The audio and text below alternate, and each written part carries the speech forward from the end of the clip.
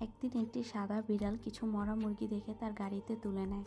মুরগিগুলো তার রেস্টুরেন্টে নিয়ে মুরগিগুলো লেগ পিস বেসনে চুবিয়ে ভালো করে ভেজে নেয় এবং সাথে একটি স্বাদযুক্ত কেমিক্যাল মিক্স করে। সেই লেগ পিসগুলো রেস্টুরেন্টের সবাইকে খেতে দেয় এবং সবাই খুব সুস্বাদু করে লেগ পিসগুলো খায় এবং এতে করে সে অনেক টাকার মালিক হয়ে যায়। একদিন একটি সাদা বিড়াল তার বাচ্চাকে নিয়ে রেস্টুরেন্টে খেতে আসে। শেয়ালটি এক প্লেট লেগ পিস তার বাচ্চাকে খেতে দেয়। বাচ্চাটা খুব মজা করে লেগ পিস খেতে খেতে হঠাৎ করে বমি করে দেয়।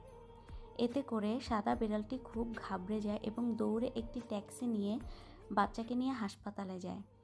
তার বাচ্চার এই অবস্থা দেখে বিড়ালটির খুব রাগ হয় এবং সে শেয়ালকে ধরতে যায় গাড়ি নিয়ে। দেখে শেয়াল গাড়ি নিয়ে কোথায় যেন যাচ্ছে। তার পিছে যেতে যেতে বিড়ালটি হঠাৎ দেখে শেয়ালটি আবার সেই মরা মুরগিগুলো তার গাড়িতে উঠাচ্ছে।